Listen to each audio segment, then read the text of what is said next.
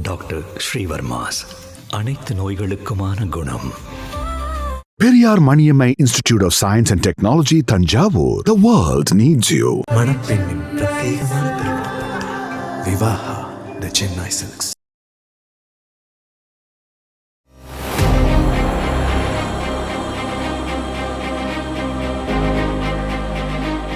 பெண் ஆளுமைகளா அரசியலுக்குள்ள இருக்க நீங்க அரசியல் வாழ்க்கையில என்ன மாதிரியான சவால்களை எதிர்கொள்றீங்க? திலகபாமா யார்? வீட்டுல நான் மூத்த பொண்ணு, எனக்கு அப்புறம் ஒரு தங்கை ஒரு தம்பி. ஆனா அப்பாவுக்கு நான் தான் ஆண் குழந்தை. இந்த முரண் இருக்குல்ல, அப்ப இருந்தே ஆரம்பிச்சிருச்சு. நீ பெண்ணு, நீ இரு, போவாத. இந்த வரங்களோடையும் இயற்கையோடையும் இருக்கிறது தான் இயல்பு மீறி ஒரு மனிதன் இருக்கும்போது ஏன் இப்படி இருக்கிறாங்க, இருக்கக்கூடாது, இது சரியா இல்லையா அப்படிங்கிற கேள்வி எழுது. அந்த கேள்வி தான் நம்மளை எழுதையும் வைக்குது, யோசிக்க வைக்குது, சிந்திக்க வைக்குது, எழுத வைக்குது. எழுத்தாளர் திலகபாமா இந்த இடத்துல உருவானாங்க. ஆடுகளம் படத்துல நடிச்சிருக்காங்கல்ல ஜெயபாலன், ஆமா, அவர் தான் முதல் எனக்கு வந்து கருத்து சொல்றாரு, நீங்க நிறைய வாசிங்க, இது மாதிரி ஒரு புதிய கோணத்துல இருந்து பேசுற பெண்கள் குறைவு, இயற்கையோட இணைஞ்ச வாழ்க்கை இருந்த பெண்கள் குறைவு, நீங்க வெளியே வரணும். பெண்கள் இன்னைக்கு செய்கிற விஷயங்கள் எதுவுமே ஆண்களுக்கு பெருசு இல்லை. இந்த 40 நாள் பயணம் இன்னைக்கு நான் பெருசா சொல்லலாம், வேற யாருக்குமே அது பெருசா தெரியாது. பெண்களுடைய ஒவ்வொரு நகர்வும் வந்து பெரிய சாதனை, பெரிய போராட்டத்துக்கு இடையில வெளியே வருது. இது யாருமே ஆவணப்படுத்த மாட்டாங்க. என் வெற்றியை, என் நகர்வை நானே பத்திரப்படுத்தலைன்னா யாரு செய்யணும்? பெண்கள் அப்படின்னாலே சமுதாயத்துல எந்த துறைகள்ல இருந்தாலும் நமக்கான அந்த சுதந்திரம், சம உரிமை இதெல்லாம் கிடைச்சிருச்சுன்னு சொன்னா ரெண்டாங்கட்ட பிரஜைகள் அப்படின்னு சொன்னாலுமே அவங்களுக்கு ஒரு ஸ்ட்ரகிள்ஸுங்கிறது இருக்கிறது உண்மைதான். அதாவது வேலைகளுக்கு போற இடத்துல கூட பார்த்தோம் அப்படின்னா ஒரே பாலிடிக்ஸ் முடியல அப்படின்னு சொல்லுவாங்க. அப்ப பாலிடிக்ஸ்க்குள்ள இருக்கிற பெண்களுக்கு எந்த அளவுக்கு பாலிடிக்ஸ் இருக்கும் அப்படிங்கிற ஒரு கேள்வி ரொம்ப நாளா எனக்குள்ள இருந்துகிட்டே இருந்த ஒரு கேள்வி. அதுக்கான ஒரு விடை தேடக்கூடிய ஒரு முயற்சியா தான் இந்த தொடரை எடுக்கலாம் அப்படின்னு. பெண் ஆளுமை அரசியலுக்குள்ள இருக்க நீங்க அரசியல் வாழ்க்கையில என்ன மாதிரியான சவால்களை எதிர்கொள்றீங்க? அதை தாண்டி நீங்க யாரு, எப்படி அரசியலுக்குள்ள வந்தீங்க அப்படிங்கறத தெரிஞ்சுக்கணும்னு நினைக்கிறேன். திலகபாமா யார்? அவங்களுடைய குழந்தை பருவம்ங்கிறது எப்படி? திலகபாமா வந்து பட்டிவீரன்பட்டி, திண்டுக்கல் மாவட்டத்துல சுயமரியாதை மண் அப்படின்னு இன்னைக்கு அழைக்கப்படுகிற அந்த பட்டிவீரன்பட்டியில தான் நான் பிறந்த ஊரு. வீட்டுல நான் மூத்த பொண்ணு, எனக்கு அப்புறம் ஒரு தங்கை ஒரு தம்பி. ஆனா அப்பாவுக்கு நான் தான் ஆண் குழந்தை. அவர் வந்து எல்லா விவசாயத்துல இருந்து எல்லா விஷயமும் அவர் வந்து பிரிட்ஜு சீட்டு விளையாடுவாங்க. அது அறிவார்ந்த விளையாட்டுன்னு அவருக்கு பெரிய நம்பிக்கை இருந்தது. கொஞ்சம் நடக்கிறதுக்கு திணறக்கூடியவர், அவருக்கு நடக்க முடியாது வேகமா. ஆனா அவர் வந்து 18 ஏக்கர் எஸ்டேட் அந்த மேடு பள்ளத்துல காப்பி இது ஏறி இறங்குவார் முழுக்க. Coffee estate. ஆமா, என்னையும் கூட நானும் அவர் பின்னாடியே போவோம். அப்போ அந்த மரங்களை குறித்தோ அது குறித்தோ அவர் நிறைய பேசிட்டே வருவார். இன்னைக்கு வேற யாரும் அவ்வளோ தகவல்கள் சொல்ல முடியுமான்னு எனக்கு தெரியல. இந்த மரம் என்ன ஒவ்வொரு மரமும் 40 ஆண்டுகள் மரம், அவங்க பாட்டையா காலத்துல இருந்து இருக்கிற மரங்கள், பூர்வீகமா இடம் மாறி வர்றது. மரங்கள் பத்தி எங்களோட பேசிட்டே இருப்பார் அப்பா. அப்பாவோட அந்த குரல் தான் வந்து எங்களை வந்து எல்லா விஷயத்தையும் வேற மாதிரி பார்க்க வச்சது அப்படின்னு நான் நம்புறேன். எல்லாரும் வந்து பொம்பளை பிள்ளை வெளியே போகக்கூடாது அப்படின்னு எல்லாரையும் போல அம்மாவுக்கும் ஒரு பயம் வரும்ல, அம்மாக்களுக்கு தான் அந்த பயம் வரும். அந்த பயம் வரும்போது அப்பா வந்து இல்லைல்ல, அதெல்லாம் நீ டியூஷனுக்கு நீ தான் தனியா போனோம், கையில டார்ச் வச்சுக்கோ, போயிட்டு வா அப்படின்னு அனுப்பிச்சவர். அதே மாதிரி வீடு இடம் மாறுறோம், பள்ளிக்கூடத்துல இருந்து தூரமா போயிடுறோம். அப்ப ஒவ்வொருத்தனையும் கொண்டு விடுறதுக்குலாம் ஆள் பார்க்க முடியாது, சைக்கிள் ஓட்ட பழகு, சைக்கிள்ல போ அப்படின்னு அப்பா ஆரம்பிச்சாரு. ஊர்ல வந்து முதல்ல சைக்கிள் ஓட்டின பொண்ணு நானா தான் இருப்பேன். உங்க ஊர்ல முதல்ல சைக்கிள் ஓட்டின பொண்ணே நீங்க தான். சைக்கிள் பாப்பானே வந்து எல்லாம் சொல்லுவாங்க. சைக்கிள்ல தான் முழுக்க போவோம். போற நேரம் வந்து பாத்தீங்கன்னா டீச்சர் வீட்டுல போய் ஹோம்ஒர்க் சைன் பண்ணி வச்சு இந்த நோட்டெல்லாம் எடுத்து கரியர்ல வச்சுட்டு அப்புறம் ஸ்கூல் போறது, அந்த மாதிரி எல்லாம் போவோம். இந்த முரண் இருக்குல்ல, அப்ப இருந்தே ஆரம்பிச்சிருச்சு. நீ பெண்ணு, நீ இரு, போகாத, நீ எதுக்கு அப்பா கூட போற அப்படிங்கிற வேலை. அப்புறம் அப்பா வந்து இல்ல நீ வா, அதெல்லாம் போலாம் அப்படிங்கிற இந்த முரண்லயே தான் நிறைய ஆரம்பிச்சது. அப்பா மூலமா தான் அப்ப நான் முதல்ல அந்த உள்ளுக்குள்ள ஒரு பெண் உரிமை பத்தியோ அந்த பேசணுங்கிறது அப்பா ஊட்டுனதுன்னு எடுத்துக்கலாம். அது இயல்பா வந்தது அவருக்கெல்லாம். நீ உனக்கு எதுக்கு வித்தியாசமா ஏன் யோசிக்கணும், வாங்க போகலாம், விளையாடலாம், பண்ணலாம். பெண் வயசுக்கு வந்த உடனே ஒரு அறைக்குள்ள வைக்கிற பழக்கம்லாம் இருந்தது. அப்பயே அப்பாவும் சரி எங்களோட இன்னொரு அண்ணாவும் சரி அதெல்லாம் உடைச்சாங்க. வெளியே வாங்க, எதுக்கு இப்படியெல்லாம் பழக்கம், என்ன செய்ய போகுது அப்படின்னு வெளியே கொண்டு வந்தாங்க. அப்போ அங்க இருந்தே நிறைய கேள்விகளோட இந்த இந்த பெண்கிற ஒரு ஒரு படிக்கட்டை இறக்குறாங்க. நாங்க அதை தாண்டி வர்றதுக்கான தேவை இருக்குங்கிறது அங்க இருந்தே நம்மளுக்கு வர தொடங்கிடுச்சு. குழந்தை பருவம்ங்கிறது அப்போ காஃபி எஸ்டேட்ல தான் காடுகள் தான். நடந்தது. காடுகள்ல தான். காடுகள் தான். இன்னைக்கு நீங்க என்னுடைய எழுத்து எதை பார்த்தாலுமே அதுல வந்து காடுகள் வந்து தெரிஞ்சிட்டே இருக்கும். நீங்க பாத்திராத மரங்கள். ஏன்னா நான் இந்த சிறகுகளோட அக்கினி பூக்கள் கவிதை தொகுப்பு வெளியே வந்த உடனே ஜெர்மன்ல இருந்து என்னோட விமர்சகர் ஒருத்தர் என்னோட பேசுவார், சுசீந்திரன். அவன் நெல்றேன்னு மரமே இல்லை, இது வரைக்கும் நான் கேள்விப்பட்டதே இல்லை அப்படின்னு சொல்லி என் கூட நெருங்க சண்டை போடுவார். அப்புறம் வந்து அவர் இங்க இந்தியாவுக்கு வந்து நேரம் கூட்டு போய் இதான் நெல்ற மரம் மரத்தை காட்டுனீங்க. ஆமிச்சு. அப்போ அப்புறம் தான் எனக்கு தெரியுது இங்க இருக்கிற எல்லா மரங்களோட பேர்களும் வேற யாருக்கும் தெரியாதெல்லாம் நம்மளுக்கு தெரிஞ்சிருக்கு, அப்பா மூலமா பூரா நம்மளுக்கு வந்து சேர்ந்துருக்கு அப்படின்னு. ஸோ காடுகளோட இருந்த வாழ்க்கை தான். இந்த இன்னொன்று வந்து அந்த பட்டிவீரம்பட்டிங்கிறது வந்து சுயமரியாதை மண்ணு நம்ம இன்னைக்கு சொல்றோம். வெளியே வந்த பிறகுதான் நான் நிறைய யோசிக்கிறேன். ஆனா நீங்க பாத்தீங்கன்னா இயல்பாவே சாதி ரீதியான சிந்தனை எங்களுக்கு அதுங்கிறது வரவே இல்லை. இங்க கல்யாணம் முடிச்சு இங்க சிவகாசிக்கு வந்த பிறகுதான் வேற வேற சந்தர்ப்பங்கள்ல இந்த சாதியை நான் எதிர்கொள்றேன். அது வரைக்கும் எனக்கு நான் என்ன சாதின்னு கூட எனக்கு தெரியல. அப்படிதான் எங்க அந்த ஊர் வளர்த்தது. அங்க தேவையே வரல. இங்க வெளியே வரத போறதான் இவ்வளவு கேள்விகள். உங்க வீட்டுல யார் வேலை செய்யறா, அவங்க உள்ள வருவாங்களா இப்படிங்கிறதுக்கெல்லாம் இன்னுமா இவ்வளவு யோசிக்கிறீங்க? நாங்க வந்து மருத்துவமனையில் வேலை செய்யற பெண்ணை பாதுகாக்கிறது ஒரு பிரச்சனை வருது அவங்க குடும்பத்துக்குள்ள, அடிச்சு போட்டுறாரு கணவர். நான் ஒரு கூட்டு வச்சு பாதுகாத்த உடனே என் மேல பிசிஆர் கொடுக்குறாங்க. அப்படிங்கும் போதுதான் என்கிட்ட வந்து இந்த சாதி அடிப்படைகள்லாம் இதாகுது. அதுக்கப்புறம் தான் நான் சாதி குறித்தெல்லாம் இவ்வளோ ஒரு இனங்கள் குறித்த பெரிய ஆய்வுக்குள்ளேயே உள்ள போறேன். இன்னொன்று இனங்கள் குறித்து ஒவ்வொரு இனத்துக்கும் பெருமையான விஷயங்கள் இருக்குங்கிற அளவுக்கு நான் ஒவ்வொன்றையா எடுத்து பார்க்குறோம். ஒவ்வொரு இனமும் ஏதோ ஒரு இடத்துல கஷ்டப்பட்டு மேலே ஏறி வருது. அதுக்கான யார் யாரெல்லாம் மூலகத்தாவா இருந்திருக்கிறாங்க, அவங்களோட அரசியல் என்னவா இருந்திருக்கு. ஏன்னா சின்னதாக நான் செய்கிற ஒரு விஷயம் எனக்கு மட்டுமல்லாது எல்லாருக்குமானதா மாறணும். அந்த பொதுமை தன்மை வந்து எங்க வரணும் அப்படிங்கிறது இந்த இந்த வாசிப்புகள் தான் எனக்கு சொல்லிக் கொடுக்குது. வாசிக்கனா புத்தக வாசிப்பு இல்லை, இந்த தொடர்ச்சியா இவங்களை மனிதர்களை சந்திச்சு நம்ம படிக்கிறோம்ல, இந்த வாசிப்பு எங்களுக்கு சொல்லிக் கொடுக்குது. இந்த இடத்துலதான் எங்களை வந்து ஒரு இடத்துல சிக்கிறாங்க. சிவகாசியில சேர்மனா வந்து இந்த தடவை விமன் கேண்டிடேட்டு.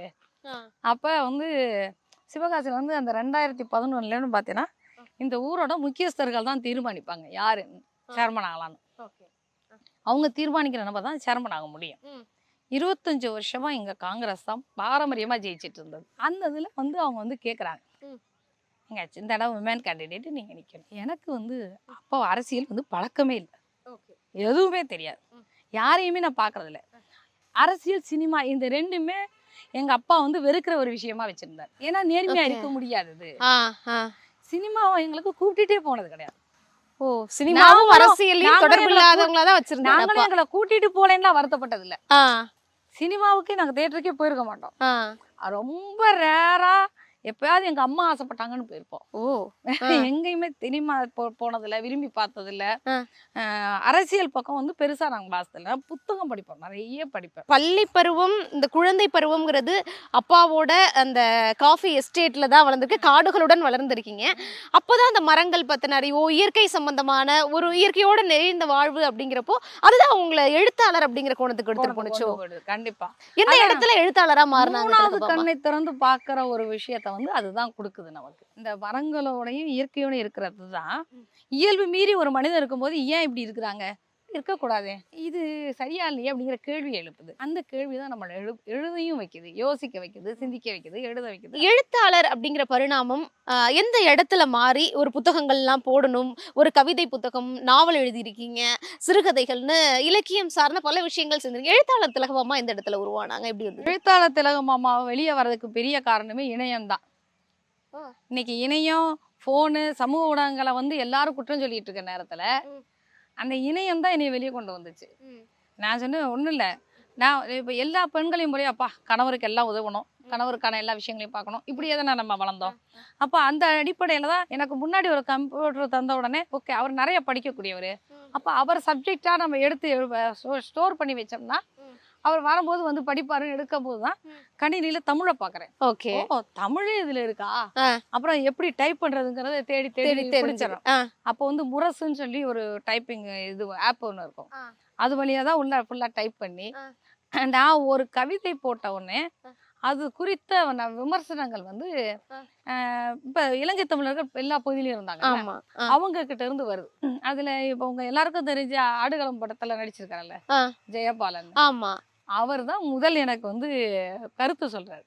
நீங்க நிறைய வாசிங்க, இது மாதிரி ஒரு புதிய கோணத்துல இருந்து பேசுற பெண்கள் குறைவு, இயற்கையோட இணைஞ்ச வாழ்க்கை இருந்த பெண்கள் குறைவு, நீங்க வெளியே வரணும் அப்படின்னு வாசிக்கிறத பத்தி சொல்றாரு. ஸோ அவர் ஒரு பெரிய லீட் எனக்கு. ஆனா அவர் முதல் மெயில் போடும்போது நான் பயந்துறேன். ஓகே. நம்ம தெரியாத நபர்கிட்ட கடிதம் வந்து நம்ம படிச்சது. அதுக்கப்புறம் அவர் யாருன்னு தெரிஞ்ச பிறகு திருப்பி தொடர்பு கொள்றேன். ஓகே. அவரோட கவிதைகள் எல்லாம் வாசித்த பிறகு அது ஒரு ஈழத்து மண்ணும் எங்கள் முகமும் ஒரு கவிதை, அவருடைய ரொம்ப எல்லாரும் அதை புகழக்கூடிய, நீங்க இன்னைக்கு வாசித்தாலும் இன்னைக்கு நமக்கானதா மாறக்கூடிய ஒரு கவிதை. எழுத்தாளர் அப்படிங்கிறது அதுக்கு முன்னாடியே உங்களுக்குள்ள இருந்த ஒரு விஷயத்த வெளி உலகத்துக்கு எடுத்துட்டு வந்தது இணையமா, இல்லைன்னா இணையம் வந்ததுக்கு பிறகாக தான் அந்த எழுத்தாளருங்கிற பரிணாமமே வந்ததா? இல்ல, எழுதிட்டு இருக்கிறேன். எழுதிட்டு இருக்கீங்க. எப்ப எழுத ஆரம்பிச்சீங்க? 9வது படிக்கிறதுல இருந்து எழுதுறேன். அப்பா. ஆனா வந்து அந்த எழுத்து வந்து புத்தகம் போடணும், இன்னொருத்திட்ட காமிக்கணும்னு எனக்கு தெரியாது. ஓகே. என்ன பண்ணுவீங்க இப்ப எழுதி? டைரியில அதுவா இருக்கும். ஓகே. அப்புறம் இவதான் நீங்க இந்த இணையத்தை பார்க்கும்போது தான் எல்லாரும் அதுல போடுறாங்க. நானும் ஒரு கவிதையை டைப் பண்ணி எப்ப டைப் பண்ண தெரிஞ்சிருச்சோ நான் ஏத்தி வரேன். ஏத்தி விட்டா அதுக்கான கருத்துக்கள் வருது, படிக்கணும்னு ஆசைப்படுறேன். அப்ப தமிழுக்கு இப்ப நான் எல்லாம் தெரிஞ்சுட்டாதான் நான் எல்லாரோடையும் பேச முடியும். அகநானூறு புறநானூறு இலக்கியங்களை ஒரு படிச்சிருவோம் அப்படின்னு எடுக்க தொடங்குறேன். எடுக்க தொடங்குற போது அப்போ எனக்கு என் பிள்ளைங்க படிக்கிற பள்ளியோட முதல்வர், ஓகே, அவங்க வந்து அவங்க என்ன சொல்றாங்கன்னா, அவங்கள சந்திக்கும் போது நீங்க ஒரு கலை பள்ளி ஆரம்பிங்களேன், உங்களுக்கு இவ்வளவு ப்ரோக்ராம்ஸ் தெரிஞ்சிருக்கு. ஏன்னா பொய்க்கால் குதிரை என் பிள்ளைகளை டான்ஸ் பண்ண வச்சு அந்த குதிரையை நானே செஞ்சேன். பேப்பர் மோல்டுல. எப்படி குதிரை செஞ்சீங்க? குதிரை செய்ய தெரிஞ்சிருக்கு, டான்ஸ் ஆட தெரிஞ்சிருக்கு, நீங்க ஏன் பண்ணக்கூடாது, ஒரு கலை பள்ளி கூட ஆரம்பிங்க, பிள்ளைகளுக்கு சொல்லி கொடுங்கன்னு. இல்லைங்க, நான் தமிழ் படிக்கணும்னு ஆசைப்பட்டேன்னு. அவங்க நீங்க எங்க அம்மாவை சந்திக்கணும். எதுக்கு நீங்க தமிழ் பண்ணி கவிதை எழுதுவேன்? ஐயோ, எழுதுறவங்களை எங்க அம்மா பார்க்கணும்னு ஆசைப்படுவாங்கன்னு சொல்லி என்னை கூப்பிட்டு போனாங்க. லட்சுமி அம்மாள் தான் பெரிய ஓப்பனிங் எனக்கு. யார் அந்த லட்சுமி அம்மாள்? சி கனகசபாபதினு இலக்கிய உலகுக்கு சொன்னா தெரியும், எல்லாருக்குமே தெரியும். அவரை தெரியாதவங்களே கிடையாது. கவிதைகள்னு ஒண்ணு புது கவிதைகள் பேச ஆரம்பிக்கும் போது யாரும் ஒத்துக்கல. ஏன்னா எல்லாரும் வந்து நீங்க இந்த கவியரங்க கவிதைகள் இது மாதிரி வாசிட்டு இருந்தவங்க, மரபு கவிதைகள் வாசிட்டு இருந்தவங்க புது கவிதையை ஒத்துக்கல. அந்த நேரம் பிச்சைமூர்த்தி, பிச்சைமூர்த்தி, காணாசு, இப்படி வள்ளிக்கண்ணன், இப்படி இவங்கெல்லாம் வந்து கவிதை எழுத வர்றாங்க. வரபோது இவர் வந்து பேராசிரியரா மதுரை பல்கலைக்கழகத்துல இருக்கிறார். இவர் என்ன செய்யறாரு, இதுவும் ஒரு வடிவம் தான், சங்க இலக்கியத்தோட ஒரு வடிவம் தான், இதையும் நாம பேசணும் அப்படின்னு கல்வி புலத்துக்குள்ள இவங்களெல்லாம் எழுத்தாளர்களா கூட்டு போறாரு. ஜெயகாந்தன் எல்லாம் கூட்டு போய் ஆய்வு பண்ண வச்சது சி கனகசபாபதி. அதுக்கப்புறம் சி கனகசபாபதி விமர்சனத்துக்காக தவம் கடந்த எழுத்தாளர்கள் அதிகம். அவரு விமர்சனம் பண்ணணும்னு அவங்க புத்தகங்கள் காத்திருந்து இருக்கிறாங்க. அவர் விமர்சனம் பண்ணணுங்கிறதுக்காக எல்லா எழுத்தாளர்களும் அந்த பீரியட்ல போட்ட எழுத்தாளர்கள் எல்லாமே இவங்களுக்கு அனுப்பிச்சிருக்காங்க. ஒரு பிரதி அவங்களுக்கு அனுப்பிச்சிருவாங்க. ஸோ அப்படி இருந்த லட்சுமி அம்மா வந்து ஒரு 40 ஆண்டு கால இலக்கியவாதிகளோட வரலாற்றோட இன்னொரு பக்கம். ஜெயகாந்தனை எல்லாருக்கும் எழுத்தாளரை தெரியும். ஜெயகாந்தனை என்னென்ன இதெல்லாம் மல்லு கட்டினாரோ அதெல்லாம் செய்யாதீங்கன்னு கூட நின்று பேசக்கூடிய அளவுக்கு உரிமையோட ஒரு இந்த மாதிரி இருந்திருக்காங்க. ஜெயகாந்தனுடைய மறுபக்கம் எழுத்தாளர்களோட இன்னொரு முகம் லட்சுமிகளுக்கு தெரியும். அதே மாதிரி ஜீவாவோட இருந்திருக்கிறாங்க, பாரதிதாசனோட இருந்திருக்கிறாங்க. அப்ப அவங்க வந்து ஒரு இடத்துல கணவர் இறப்புக்கு பிறகு அமைதியாகி எங்க வீட்டோட இருந்துடுறாங்க, ரொம்ப சைலண்டா. நான் கிடைச்ச உடனே அவங்களுக்கு பெரிய அடடா. சோ லட்சுமி அம்மாள்ங்கிறவங்க எழுத்தாளர் திலகபாமாம இன்னொரு கட்டத்துக்கு எடுத்துட்டு போனாங்க. கண்டிப்பா. எப்படின்னா இலக்கிய கூட்டங்களுக்கு என்னை நான் சந்திச்ச அடுத்த அந்த மறுநாள் அன்னைக்கு சாகித்ய அகாடமி பரிசு கிடைக்குது தீக்காசிக்கு, செய்தித்தாள் பாக்குறாங்க. அவருக்கான பாராட்டு விழா கூட்டம் திருநெல்வேலியில நடக்குது. அந்த கூட்டத்துக்கு நம்ம போறோம் திலகபாமா அப்படின்னு சொல்லிட்டாங்க. நானும் லட்சுமி அம்மாவும் கிளம்பி போறோம். போய் அந்த கூட்டத்துக்குள்ள உள்ள நுழைஞ்சா அப்படியே அத்தனை கூட்டமும் எங்களுக்கு இப்படி பாக்குது. யாரு இவங்க? சிவகாசியில இருந்து வந்திருக்கிறோம். சிவகாசியில இருந்து 2 பெண்கள் இலக்கிய கூட்டத்துக்காக கிளம்பி வர்றதா அப்படின்னா அன்னைக்கு ஒரு கேள்வி. ஏன் அப்படி ஒரு கேள்வி? பெண்கள் பெண்கள் வர்றதும் வாய்ப்பு இல்ல, இலக்கியத்துக்காக செலவழிச்சு அவ்வளவு தூரம் வர்றதுக்கு வாய்ப்பு இல்ல. அந்த கூட்டத்துல நாங்க இருந்து பொன்னிலன், தீக்காசி, வள்ளிக்கண்ணன் போன்றவங்கன்னா தோமிசி ரகுநாதன் இருக்காரு. அப்போ எல்லாரும் அந்த கூட்டத்துல இருக்கிறாங்க. அப்போ அம்மா வந்து வம்படியா போறதுக்கு முன்னாடியே என்னுடைய கவிதைகளை 2-3 பிரிண்ட் போட்டு சின்ன புக்லெட் மாதிரி ஆக்கி கொண்டுட்டு போய் நான் எல்லார்ட்டையும் இதை கொண்டு கொடுக்க தயங்குறேன். அம்மா வந்து இல்ல நீங்க படிச்சு பாருங்க திலகம்மா கவிதை அப்படின்னு எல்லாத்தையும் கொடுத்துட்டு வராங்க. ஸோ இதான் முதல் இலக்கிய நிகழ்ச்சி. அதுக்கப்புறம் அம்மா என்ன சொல்லிடுறாங்க, நம்ம இங்கே இலக்கியம் பேசுறதுக்கு எல்லாரையும் இங்க வர வைக்கிறதுக்கு நாங்க இங்க ஒரு சங்கம் ஆரம்பிக்கணும் அப்படின்னு சொல்லி இலக்கியம் பேசுறதுக்கு ஒரு சங்கம் தொடங்கிடுவோம். ஆமா, ஏன்னா இங்க சங்கங்கள் இருந்தது. அது எப்படி இருந்ததுன்னா ஒரு அரசியல் இயக்கம் சார்ந்து கம்யூனிஸ்ட் இயக்கம் இல்ல வலது எழுது அவங்க 2 பேருமே ஆளுக்கு ஒரு இயக்கம் வச்சிருந்தாங்க. அது கூட்டங்கள் தொடர்ந்து நடந்துட்டு இருந்தது. அப்புறம் இன்னும் கொஞ்சம் பேர் நடத்திட்டு இருந்தாங்க. ஆனா இந்த எந்த கும்பலுக்குள்ள இல்லாம எல்லாரையும் உள்ள கொண்டு வர ஒரு இயக்கமா இருக்கணும் அப்படின்னு சொல்லி பாரதி இலக்கிய சங்கத்தை தொடங்குறோம். சிவகாசியில சிவகாசியில தொடங்கிட்டு அந்த நிகழ்ச்சியில வந்து எல்லாரையும் அறிமுகப்படுத்தி பொன்னிலன் நான் சொன்ன வாய்ஸா ஜெயபாலன் வராரு அந்த நிகழ்ச்சிக்கு, தீக்காசி வர்றாரு, எல்லாரும் வந்து பேசிட்டு போறாங்க. அதுக்கப்புறம் 10 ஆண்டுகளா இலக்கிய நிகழ்ச்சிகள் தொடர்ந்து நடக்குது. இந்த சந்திப்பு, இந்த இலக்கியவாதிகளோட அறிமுகம், அது வந்து வருஷந்தோறும் ஒரு புத்தகத்தை கொண்டு வர்றதுக்கு ஒரு பெரிய வாய்ப்பா. இப்போ மொத்தமா எத்தனை புத்தகங்கள்? 23 புத்தகங்கள் வந்திருக்கு. 23 புத்தகங்கள் எழுதிருக்கீங்க. கட்டுரை தொகுப்பு, பயணக்கட்டுரைகள், தன்னனுபவம்னா சிறையில இருந்தது. உண்மையில நீங்க சிறையில இருந்த அனுபவத்தை இது வரைக்கும் பெண்கள் எழுதல. நீங்க எங்கேயாவது அப்படி ஒரு பெண்கள் எழுதி இருக்கிறாங்கன்னா நம்ம வந்து இது வரைக்கும் எனக்கு கிடைக்கல. இது முதல் புத்தகம். கவிதைகள் எல்லாமே சிறுகதைக்கு கவிதைகளே எழுதிட்டு இருக்கிறேன். அப்போ ஒரு சந்தர்ப்பத்துல வந்து எனக்கு கவிதைக்குள்ள நான் நினைச்ச விஷயத்த முழுசா சொல்ல முடியல, இன்னும் கொஞ்சம் ஸ்பேஸ் தேவைப்படுது. அப்போ நான் அடுத்து சிறுகதைங்கிற ஒரு எழுதி முடிச்சுட்டு பார்க்குறேன். அது ஒரு சிறுகதை வடிவத்தில் இருக்கு. அந்த சிறுகதை வந்து எனக்கு வந்து எங்கன்னா ஜெர்மன்லேருந்து ஒரு நண்பர் வந்து ஒரு விமர்சகர் எனக்கு கடிதம் அனுப்புகிறார். இது மாதிரி பெண்கள் நாங்கள் நினைச்சதை அப்படி வெளிப்படையாக சொல்லுவாங்களாங்கிறது இது வரைக்கும் இல்லை அப்படின்னு அவர் சொல்லும்போது தான் அந்த தொடர்பு இன்னி வரைக்கும் எனக்கு அவங்க குடும்பத்தோட இலக்கியம் பேசுறதுக்காகவே வருஷத்துக்கு ஒரு தடவை இங்க வந்துட்டு போற வழக்கம் தொடருது. ஜெர்மன்ல இருந்து சுசீந்திரன் அப்படின்னு சொல்லி அவங்க வந்து அவங்க வந்து எப்படி நடத்துவாங்கன்னா, இலங்கையில புலம்பெயர்ந்த தமிழர்கள் அவர்களுடைய இருப்பை தக்க வைக்கிறதுக்கும் அவங்களுடைய இலக்கியங்களை பேசுறதுக்கும் அவர்களுக்கான அரசியலை பேசுறதுக்கும் இலக்கிய சந்திப்பும் பெண்கள் சந்திப்பும் சொல்லி அவங்க தொடர்ந்து ஒரு 20 வருஷமா பாரிஸ், லண்டன், கனடா இப்படி எல்லா நிகழ்ச்சிகளும் நடத்துவாங்க. அவர் வந்து தொடர்ச்சியா இங்க ஒவ்வொரு வருஷமும் வந்துட்டு போறாங்க. இந்த வருஷம் ஜூலைல வர்றதா தகவல் சொல்லியிருக்கிறாங்க. போன வருஷம் அவங்க வரும்போது அவர் இத்தனை வருஷம் எழுதின எல்லா கட்டுரைகளையும், அரசியல் இலக்கியம் குறித்த எல்லா கட்டுரைகளையும் 2 தொகுப்பா இங்க கொண்டு வந்து இந்த வருடம் வெளியிட்டு போனாங்க.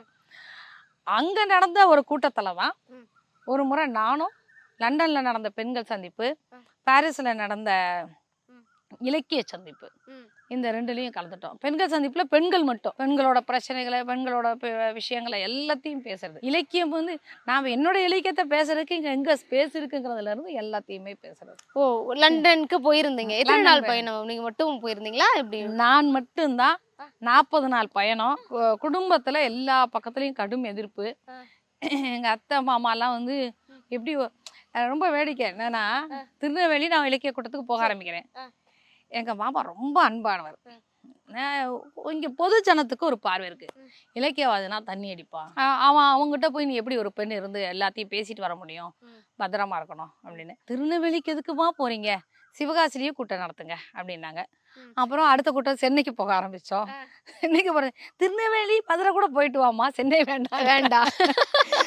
அதுக்கடுத்து என்னோட கூட்டம் வந்து இலங்கையும் லண்டனுமா மாறி போச்சு. அப்போ வந்து இல்லை நீ 40 நாள் எப்படி போய் இன்னொருத்தவங்க வீட்டில் தங்குறீங்க அப்படின்னு. உண்மையில அந்த என்னுடைய முதல் வெளிநாட்டு பயணத்துல 40 நாள் பயணத்துல யாருமே வழி அனுப்ப இல்லை. நான் மட்டும்தான் போய் இங்க ட்ரெயின் ஏறி சென்னையில வந்து இறங்கி, அன்னைக்கு சென்னையில வந்து சரியான மழை. நான் வந்து முழுக்க ட்ரெயின்ல இருந்து இறங்கி ஹோட்டல்ல போய் நைட்டு தங்கணும், காலையில விடிய காலை நான் ஃப்ளைட்டை பிடிக்க போகணும். ஆனால் இவ்வளோ அளவு தண்ணியில் இறங்கி சென்னையில் நடந்து போய் அந்த ஹோட்டலில் தங்கிட்டு இரவு பூரா இப்போ எல்லா உடைகளையும் காய வச்சு திருப்பி பேக் பண்ணி தனியாக தான் கிளம்பினேன் லண்டன். லண்டனுக்கு தனியா ஃப்ளைட் ஏறி போயிட்டீங்க. ஆமாம், கடுமை எதிர்ப்புகளோட தான் கிளம்பினோம். ஆனால் திரும்பி வரும்போது எல்லாரும் வரவேற்க காத்திருந்தாங்க. ஏன்னா எல்லாருக்கும் ஒரு பயம்தான். பயம். என்ன தனியா இருக்கணும், என்ன பண்ணுவாங்க அப்படிங்கிறது. இப்போ இப்பயும் சொல்றேன், எங்க மாமனார் வந்து நான் எந்த வெளியூருக்கு போனாலும் என் கணவர் கூப்பிட்றாரோ இல்லையோ, ஒரு இரவு ஒரு 8 மணிக்கு மேலே எனக்கு ஒரு கால் வரும். அம்மா எங்க இருக்கம்மா அப்படின்னு. நான் எங்க இருந்தாலும் அவருக்கு சொல்ற ஒரே பதில், ஆம்பத்தூர்ல இருக்கேன் மாமா அப்படின்னு. அதாவது சிவகாசில இருந்து ஆமத்தூருங்கிறது ஒரு 10 நிமிஷம். ஓகே, அப்ப நான் பக்கத்துல வந்துட்டேன் அது சொல்லிட்டேன்னா அவர் போய் தூங்கிடுவாரு. அந்த அந்த இந்த குடும்பத்துக்கு, சாதாரண குடும்பத்துல இருக்கிற அந்த பயங்களை கடந்துதான் ஒரு இலக்கியவாதியாவே வெளியே வர முடியுது. இப்போ அந்த 40 நாள் அனுபவம்ங்கிறது இன்னும் உங்க மனசுல இருந்த பசுமையான நினைவுகளா இருக்கும். ஏன்னா முதல் இங்கேருந்து ஒரு 10 நிமிஷம் பயணத்துக்கே யோசிக்கிறவங்க, சிவகாசில இருந்து மதுரை போகணுமா, திருநெல்வேலி போகணுமாமா அப்படின்னு யோசிச்சவங்க லண்டனுக்கு போனாங்க. 40 நாள் பயணம் இப்ப வரைக்கும் உங்களுக்கு மனசுல இப்ப இருக்கிற போனு, வாட்ஸ்அப் அதெல்லாம் கிடையாது. நீங்க யோசிச்சு பாருங்க. நான் வந்து எனக்கு உண்மையில நான் இங்கிருந்து போன பிறகும் அங்கேயும் வந்து மருத்துவமனைக்கு தேவையான சில சாமான்கள் எல்லாம் வாங்குறேன். ஓ, லண்டன்ல போய். ஆமா, ஒரு பெண் வெளியே கிளம்பும் போது நான் எதையும் விட்டுட்டு போயிட்டேன்னு யாருக்கும் பதட்டம் வரக்கூடாது. அதுதான் இங்க வந்து நிறைய குழப்பங்களை உருவாக்குறது. நான் என்னுடைய ஆளுமையில மட்டும் ஜெயிச்சேன்னு சொல்றது இன்னைக்கு போதாது. நான் இங்க எதிர்பார்ப்புகளையும் நிறைவு செஞ்சு ஜெயிக்கிறதும் இன்னைக்கு தேவையா இருக்குது. அப்ப அதையும் சேர்த்துதான். அப்ப எங்க போனாலும், நான் இலக்கிய நிகழ்ச்சிக்கு போனாலும் அங்க என்னோட மருத்துவமனைக்கான ஒரு வேலை சேர்ந்துருக்கும். அந்த மாதிரிதான் நான் எல்லாத்தையும் சேர்த்துப்பேன். இப்ப அங்க போய் வந்து நான் இங்க கிடைக்காத ஒரு ஜாமான் வந்து அங்க கிடைச்சது, ரொம்ப கம்மி பிரைஸ்ல வாங்கிட்டோம். மருத்துவம் சம்பந்தமான ஆம்பு பேக்னு சொல்லுவாங்க. இப்ப இங்க சாதாரணமா கிடைக்குது, அப்ப கிடைக்கல. அப்ப வந்து அங்க ஆர்டர் பண்ணி எடுத்து நான் கிளம்புறதுக்குள்ள, நான் ஜெர்மன்ல இருந்து கிளம்புறதுக்குள்ள அது வந்து அது கைக்கு வரல. அப்புறம் நான் லண்டன்ல வந்து வெயிட் பண்றேன். எனக்கு லண்டன்ல இன்னொரு 3 நாள்ல ஃப்ளைட், நான் ரிட்டர்ன் வரணும். அப்புறம் எனக்கு வந்து அவங்க கொடுத்து விடுறாங்க, ஜெர்மன்ல இருந்து எனக்கு ஒரு இன்னொரு ஆள்கிட்ட கொடுத்து விடுறாங்க. அந்த நபர் வந்து தொடர்புடைய நபர். அப்போ அவங்க எல்லாம் ஏறக்குறைய தலைமறைவில் இருக்கிறாங்க. அப்போ அவங்க வந்து ஃபோன் நம்பர் எதுவுமே கொடுக்க மாட்டேன். நான் இந்த ஏரியாவில் இந்த கடையில் நிற்பேன். நான் அண்ணன் சிவகாசியாது. எனக்கு இன்னைக்கு நினைச்சு பார்த்தா மிகப்பெரிய ஆச்சரியம். அந்த ஏரியாவில் போய் நான் சொன்னேன், அவங்க சொன்ன அடையாளம் வந்து ஒரு பெரிய மான் மாதிரி இருக்கும். அப்ப நம்ம கண்டுபிடிக்க ஈஸியா நினைச்சா அப்படி கூட கிடையாது. அது ஒரு சாதாரண பெட்டி கடை மாதிரி. கடை பேர் கூட பிரம்மாண்டமான கடைலாம் எதுவும் தெரியல, சொல்றது தெரிஞ்ச ஸ்ட்ரீட்ல ஒரு கடை.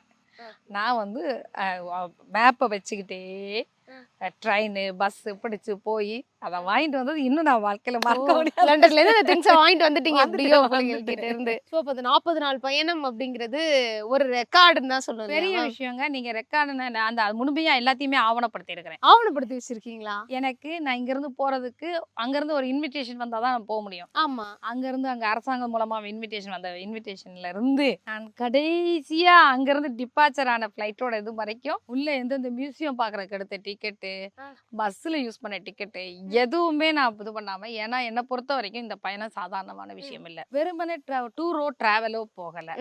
ஒரு பெண் தனியா கிளம்பி போறது, தன்னுடைய ஆளுமையை நிரூபிக்கிறதுக்கான. உண்மையில சொன்னோம்னா அந்த நேரத்துல என்னுடைய 2வது பையன் வந்து என்னோட இருக்கிறாங்க, 4வது வகுப்பு படிச்சுட்டு இருக்கிறாங்க. அப்ப எல்லாரும் கேக்குறாங்க, பிள்ளைய விட்டுட்டு போவியா, பிள்ளை பாவம் இல்லையான்னு. இல்லைங்க, அவன் வந்து என்ன சொல்ற, அம்மா இது வந்து சமைக்கிறது யார் வேணாலும் செய்யலாம். 4வது படிக்கும் போது அந்த பையன் சொல்றாரு, ஆனா மேடையில பேசுறது நீங்க மட்டும் தான் பேச முடியும், நீங்க போயிட்டு வாங்க. 4வது படிக்கிற பையன் சொன்னாங்க கோகுல்னு. அவங்க சொன்னவங்க அதை சொன்னா உடனே வந்து சமூகம் வந்து என்ன எப்படி திட்டுது, அப்ப பிள்ளைகளுக்கு உன் மேல வந்து அன்பே இல்ல, 40 நாள் இல்லைன்னா நான் இருக்க முடியாதுமான்னு அழுதுருக்கணும்ல பிள்ளை அப்படின்னு. ஆனா பிள்ளைங்க எல்லாருமே தன்னிறைவா வளர்ந்தாங்க. அவன் சொன்னான், அம்மா நீங்க போயிட்டு வாங்க, அப்பாவை நான் பாத்துக்கிறேன் இடத்துலதான் இருந்தாங்க. அப்போ அந்த டிக்கெட்ஸ்ல இருந்து எல்லாத்தையும் நீங்க ஃபைல் பண்ணாமே முழுமையா ஆவணப்படுத்தி இன்னைக்கும் திருப்பினா ஒவ்வொரு பேப்பருக்கு பின்னாடி இருக்கிற கதையும் என்னால சொல்ல முடியும். ஓ, ஆல்பம் பண்ணி வச்சிருக்கீங்க? ஆல்பம் பண்ணி வச்சிருக்கேன். ஓகே, அது ஒரு ஹேபிட்டா மேம் உங்களுக்கு? எந்த நிகழ்வுமே பெண்கள் இன்னைக்கு செய்யற விஷயங்கள் எதுவுமே ஆண்களுக்கு பெருசு இல்ல. இந்த 40 நாள் பயணம் இன்னைக்கு நான் பெருசா சொல்லலாம், வேற யாருக்குமே அது பெருசா தெரியாது. ஆனா பெண்களுடைய ஒவ்வொரு நகரமும் வந்து பெரிய சாதனை, பெரிய போராட்டங்களுக்கு இடையில வெளியே வருது. இதை யாருமே ஆவணப்படுத்த மாட்டாங்க. என் வெற்றியை, என் நகர்வை நானே பத்திரப்படுத்தலைன்னா யாரு செய்யறது? கண்டிப்பா. இன்னைக்கும் நிறைய வெற்றி அடைந்த பெண்கள் இருந்திருக்கிறாங்க. நான் சௌந்தரபாண்டியனார் புத்தகத்தை எழுதுறதுக்காக இந்த நாடார் குலமித்திரன் பத்திரிக்கை எடுத்தேன் பார்த்தீங்களா? அதுல எல்லாம் படிச்சா அந்த நேரமே சினிமாக்கு போன பெண்கள் இருக்கிறாங்க. ஆளுமையா இருந்த மேடையில பேசின பெண்கள் இருக்காங்க. எத்தனை பேருக்கு பெண்களோட பேர் தெரியும்? விஜயாம்பிகை, மீனாம்பாள் இன்னும் சில இயக்கங்கள் சொல்லிட்டு இருக்கிறாங்க. சாமானிய மக்களுக்கு வந்து சேருமா? நீங்க சினிமா நடிகர்கள் சொல்ற அளவுக்குள்ள நீங்க சொல்லணும் இவங்களெல்லாம் தலைவர்களை. ஆனா அப்படியான ஆளுமைகள்லாம் இங்கிட்டு பேசப்படவே இல்லை அப்படிங்கிறது தான் எனக்கு.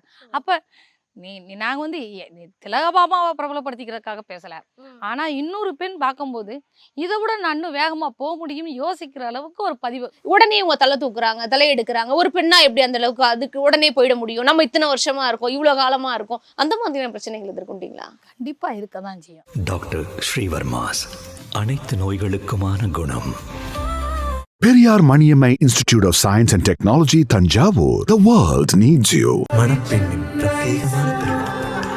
விவாஹா தி சென்னை சில்க்ஸ்.